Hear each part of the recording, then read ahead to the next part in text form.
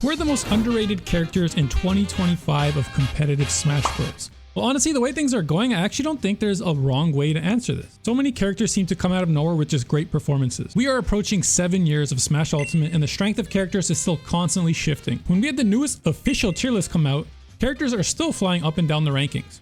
Characters like Luigi went up over 20 spots and characters like Sheik and Marth went down over 15. I won't get too much into this as it's something I made an entire video on if you're interested in it, but with that in mind, it clearly tells us one thing. The meta of this game is not as figured out as some people may believe, and there is still room for characters to move quite a bit on these tier lists. So let me ask you who you think is the most underrated character. I love reading your opinions on videos like this, and I really do read every single comment. So before I get the chance to bias your opinion with my own picks, I'd love to hear what you guys think. Which characters are the most underrated and why? While you're down there, I'd really appreciate if you could like and sub to the channel. It doesn't cost anything and it helps me out a ton. And hey, you could always change your mind down the line. I appreciate you guys a lot. Anyway, let's get right into it. Unlike some of my other videos where we dig into all the results and tier lists and history of all these characters that we could find over the years, this one is more opinion based. But obviously I will sometimes bring in tier lists or results, tournaments, or the opinions of other top players in some of these opinions as well. So I'll try to sort into a top 5, but honestly it might fluctuate on the day, but we'll start with some honorable mentions who just barely don't make the top 5 for me for now. So the first honorable mention we'll talk about might actually top the list, but I'm just not sure how people rate this character anymore, so I thought honorable mention is a better place. And that is Piranha Plant.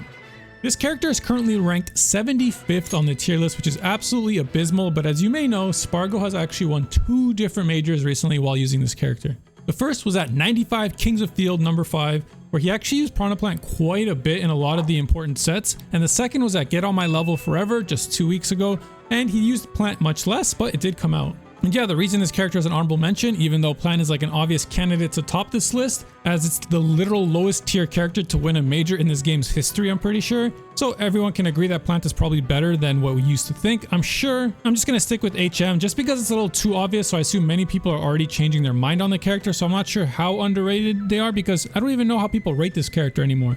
Is it a Spargo diff? Is the character good? Is it both? We'll see as the year goes on. Just a quick note, I recorded this video before Blink respawn, so Spargo's already just winning more tournaments in the time it takes me to edit it, and honestly Smash Factor is going on as I edit this, so maybe he's even winning even more. But yeah, Plant is kind of a beast, Spargo is a beast. And let's get back to the past version of me. Okay, for my next honorable mention, it's similar situation to Plant.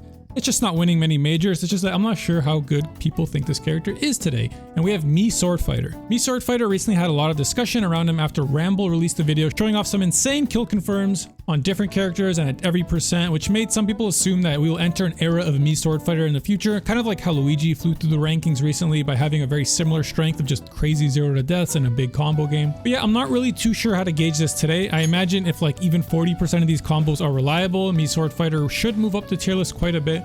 But it's another case here that everyone kind of saw the new potential, and we'll see how much better people believe the character is by the next time we see the tier list is updated. So rather than put them on a top 5, I just want to say that most people probably agree this character will move up if this tech gets, normalized. And unlike the first 2, these next 2 honorable mentions are just pure opinion. They have no real backing, but I believe it. The first I've talked about quite a few times on this channel, and that is Mewtwo. To me, this character's strengths are so good and so consistent.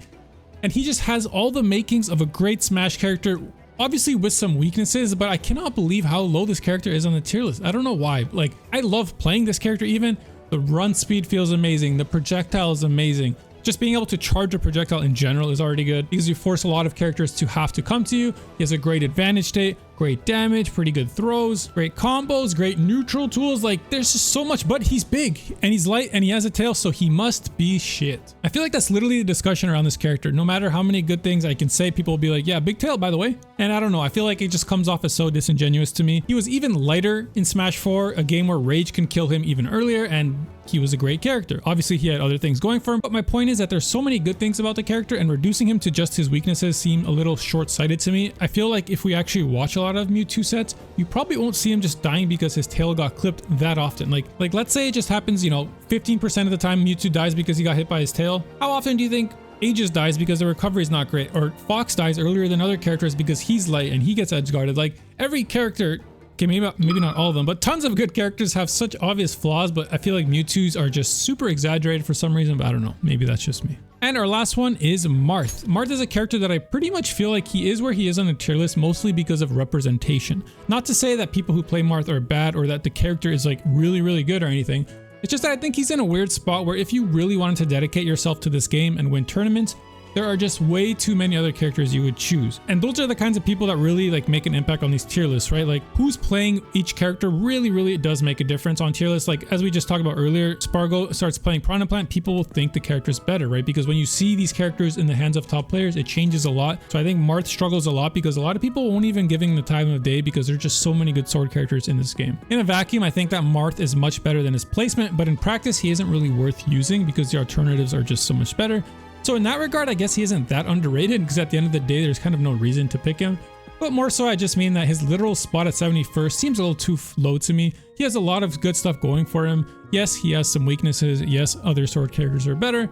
But I feel like a lot of characters near him on this tier list just have significantly worse tools. Okay, and that's all for the honorable mentions. Let's get into our top 5. And at number 5, we have Duck Hunt Dog. Now, this is a weird one for me. This is a character since pretty much Smash 4 that I've always thought was kind of good, but also like too fair to an extent. I'm not sure how to word it. Frame 1 can is a little nuts if we're being honest, but I grew up fighting Brawl Snake, so I never found it too hard to deal with. And besides that, the character has always seemed just like pretty good overall. Decent normals, some good specials, puts you into positions where it feels like you really have to think on your feet really quickly. You get really overwhelmed, which is pretty cool for like a zoner character, but maybe he's even a zoner per se. I'm not even sure. More still kind of like a setup character, but yeah, anyway, I never had a really strong opinion on Duck Hunt, but after watching Raito in Smash 4, I always thought the character seemed like he had a lot of potential. But just recently at Gommel, Zog beat Atada, Jackal, and MK Leo, as well as a Game 5 loser set with Beast Mode Paul. And honestly, I was just impressed with Zog the entire weekend. Zog also beat Mudace twice at the pre-local. And like the level of players as well as the variety of characters that Zog did so well against really made me think twice about this character. I really do think that this character has the tools to do really well into a lot of other meta characters. And it would not surprise me one bit if some good results out of Duck Hunt players came over the next year. And at number 4, we have Link, my boy. This is the first time I will talk good about any Legend of Zelda character in any video I've ever made, besides Sheik, I guess. Because yeah, if you watch this channel at all, you probably know that all I want for Christmas is for a Link character or Zelda to be good in any Smash game. Sadly, I don't think he's particularly great in this game, but I do think he's significantly better than 61st on the tier list. Gluto has already been starting his journey of proving this. His Link is looking better and better every time I get to see it, and it's already making serious dents in brackets. The changes to his bomb and his absurd nair in itself are already two great reasons that the character clearly has some things going for him. A lot of Link's traditional weaknesses have been an exploitable recovery and having a really bad grab. Both of these have been fixed with the new bomb and the removal of his tether grab. He has much better options here. He's still a bit too slow and a few moves you wish you could get reworked, but I really do think his potential is quite high in this game. Some of the insane bomb strings I've seen over the years just blow my mind. I don't play the character myself enough to know whether these are just too hard or they're too specific or they're kind of fake and, you know, Twitter clips. Because I don't often see them in tournament, but I also feel like there hasn't been a super top player ever dedicate themselves to the character. So maybe Gluto will show us soon. But yeah, I wouldn't say that Link can shoot to become one of the best characters in the game by any means, but I can easily see him next to his other Link counterparts at the very least. And it doesn't sound like a big deal, but that's like a 25 placement jump if you manage to surpass Toon Link. And yeah, I don't think that's too crazy as Gluto puts in more effort with him to see his bomb stuff is optimized. I do think we'll see him climb the list by the time this game is over. And honestly, I hope that's the case because, you know, I do love me some Legend of Zelda character. Okay, and coming in at number 3, we have Sephiroth. Sephiroth is a character that's actually been trending down over these tier lists, but I don't know what it is. I just have this feeling, like this passion in my heart that this character has some sauce. He can do it, but it'll take like such a specific playstyle and mindset to make it work at the top level. But I feel like if it ever happens, he could be so oppressive. I don't know. Why do I have this feeling? I have no idea. Maybe he's just cool as fuck and I'm blind to my inner child telling me that he has to be good. But honestly, if you think about it, he does have some insane normals, one of the best counters in the game. His movement is very nice for a character with, you know, such power and range. He does have a great comeback mechanic. Admittedly, it should probably stick around more often. I mean, it probably shouldn't, but, you know, compared to the other comeback mechanics in the game, I feel like they went a little light on this one for how long it sticks around. But regardless, it is nice when he does have it, and it's not like he feels particularly bad without it. His ledge trapping is pretty good. He has some really good matchups against some of the better characters, but he also has some really bad matchups if we're being honest. And yeah, I just don't think he should be this low. Now again, I'm not saying he's going to end up being like a top 10 character or anything, but if there's one thing that I noticed over the course of this game, there are many characters who seem to have these big flaws that just rise up the tier list over time when people really optimize their strengths. Obvious examples are like Luigi and Kazuya, but even characters like Corrin kind of prove this, and I think Sephiroth could have a similar trajectory one day. As I mentioned, I do think his strengths are much more awkward to learn than just like labbing 0 to death with Luigi or something, but I could definitely see him being this super oppressive mid-range character with a great neutral and a great offstage game. That's another thing actually, usually characters like this that are very fast and have big swords and whatnot, they usually have a very bad recovery to make up for it. Now, Sephiroth definitely has some weaknesses in other areas that other characters in this kind of group don't, but he has such an amazing recovery and he can be a demon off stage, which is pretty rare for a character of this type with like, you know, such good stats, which I think can help differentiate him down the line. But yeah, although in my head this is pure speculation, for some reason I just feel like this character could honestly be such a beast, but he needs to be played in like such a weird, unique mindset. Like kind of has to push his advantage state very different than other characters, and I don't know, I just have faith that one day we will see it. Unless Smash 6 comes out soon, then yeah, maybe there's not enough time for that. Anyway, at number 2, very similar case here, we have Byleth. Byleth is a weird case here because we've literally seen this character do incredible things. People started to maybe over-exaggerate how good Byleth might be, but then I feel like the wheel turned around and now people think that Leo was like crazy carrying this character, which he was, honestly. But now I feel like it's too far the other extreme and this character is sitting at 50th on the tier list, which seems kind of low to me given how much strength this character has in so many different ways. One issue that Byleth undoubtedly has is that there's a few moves that clearly are just designed to be used in like an 8-player Smash or something where people can barely see what's going on because there's legendary Pokemon casually brawling it out on the screen or something. It always feels bad to have a move on your character that feels like pretty useless at the highest level of play, and obviously the character runs a bit slow, which does not feel good either. That being said, have you seen this character's Nair though? What about that up B? That shit is kind of fire. Or the up air? A perfect sweet spot of distance covered, being an active multi-hit, but not too long that you feel like you're committing when you use it to juggle. Some of the tilts are also insane. Did I mention the Nair? No, but for real, I think this character is actually uniquely positioned to be good in a lot of matchups. I don't think Byleth will be some game warping character, but the strengths of the character are really hard for a lot of characters to deal with. And like Sephiroth, they don't suffer from the traditional sword character weakness of like a weak linear recovery. Maybe I already have some nostalgia of Leo just gapping people, but I don't know, it seems weird to me to see a character that has literally proven to beat the shit out of the best players in the world, and now they're sitting beside like Donkey Kong and Meta Knight on the tier list. Isn't that just kind of wild? This is kind of a similar situation to Plant in the HMs, but I feel like, you know, Plant is obviously going to go up over time in tier list now that we've seen Spargo do some stuff. But yeah, like we've literally seen Byleth do really good things. Byleth has some moves that I feel like you can put as best in class of that type of move, honestly. I think the only big downfall is that the character is pretty slow, and yeah, some moves are kind of just useless. But I think the moves that are good are incredibly good.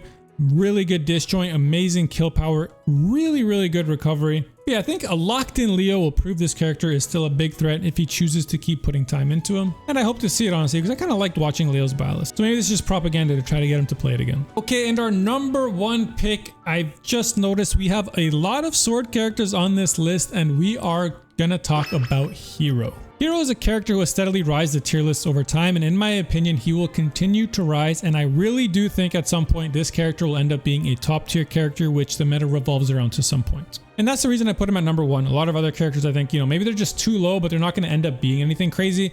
And maybe in terms of raw numbers, Hero won't move up as much as I think some of these other characters might, but I do think Hero will be the most relevant character, and like really relevant at that by the time, you know, we say goodbye to Smash Ultimate. When I first saw this character's gameplay, I kind of assumed that the strength would be unreliable as it relied pretty heavily on RNG. Then I played a bunch of Guilty Gear Strive. I watched a character who was arguably even more reliant on RNG and probably much harder character just destroy some of the best players in the world, and pretty consistently at that until he got nerfed. Now Asuka and Hero are obviously much different characters, but seeing Asuka do well kind of sparked something in my head that Hero really has the same potential and similar strengths. If the character just has so many good spells that the RNG doesn't really hamper them that much, like having a bad hand is still pretty good, then the RNG just isn't as big as a downfall as I might have thought. If many of the spells serve a good purpose and are like legitimately strong moves, the player has so much room to just become a beast with all these different kind of options that the character can have. And to me, Hero and Asuka both kind of fall in this category where they had so many good moves to choose from that it didn't really feel like that their choices were just so bad that it felt like they were nerfed because of just bad RNG all the time. I mean, it could happen, don't get me wrong, but I don't think it's as big a deal as I initially thought. The other thing I noticed with Hero that was even better than Asuka was that Hero actually just seems pretty good with no spells. Obviously, he isn't some crazy top tier character who can just abuse these insane normals and frame data in your face,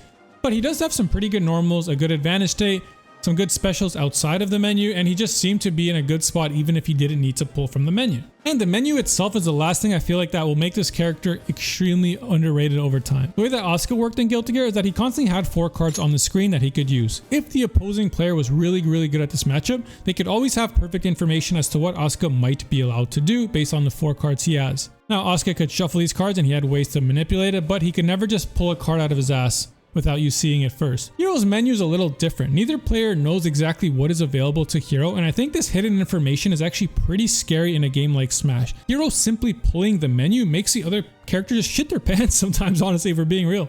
Some characters might feel like they have to overcommit and make a read on what he might press. Other characters might give him too much space because they're scared about what he might pull out. And it's kind of a losing battle because the hero knows before you do when the menu is about to pop up, so they can kind of prep beforehand because they're the one that's going to pull it up, right? This also means it's pretty scary to camp against hero, as if you leave him alone and he pulls up the menu, you have no idea how buffed he might end up being or what kind of really strong move he might pull out of his ass. I feel like a lot of top tier characters have an overwhelming strength that they are the ones who are difficult to approach, but Hero is in a pretty unique position that only a few other characters have, in that he can pretty much get any other character to approach him, or else you risk letting him buff himself to an absurd amount or just pulling really good spells or just recharging mana, right? If you just let him be, he'll recharge mana over time, which you might not want him to do. Also, I think his weight is pretty underrated. Not that he's like the craziest heavy character ever, but his recovery plus weight makes him like a pretty reliable character and hard to kill. And yeah, I don't want this video to turn into a hero analysis, but in my opinion, a lot of these things coming together will allow him to keep rising up the tier list more and more. And I do think some of these unique strengths he has are kind of what you need to become a really good character in Smash Ultimate. I don't want to make like a joke about how the game is so crazy and blah blah, but it really is the characters with these very unique strengths that kind of force their opponents to do a lot of things that end up being really strong over time, rather than the characters who are just kind of like fundamentally solid across the board. Not that those characters can't do well, but it seems like, you know, this group of like the more unique crazy strength characters are the ones who appear to be doing better and better as the game goes on. I also think he's a character that will really reward people who stick it out and optimize him. There's a lot to do with him, and I feel like there's a lot of ways you can kind of get one up on your opponent in the matchup. It's so hard for them to keep up with you if you become like a hero god. So I'm excited to see where he goes from here. And that's it. That's my list. I'm curious what you guys think. I'm curious what your guys' list would be. Do you disagree with any of the characters on my list? Do you think any of them should have been particularly higher and lower? And yeah, let me know what your top 5 is. I really love talking about stuff like this. I'm curious to see how, you know, assuming a Smash 6 is on the horizon one day, I'm curious to see how the last, you know, stretch of Smash Ultimate does play out, and we'll see if any of my predictions come true. Let me know what else you'd like to see in regards to Smash Ultimate. Stay beautiful, my friends. I'll see you in the next video.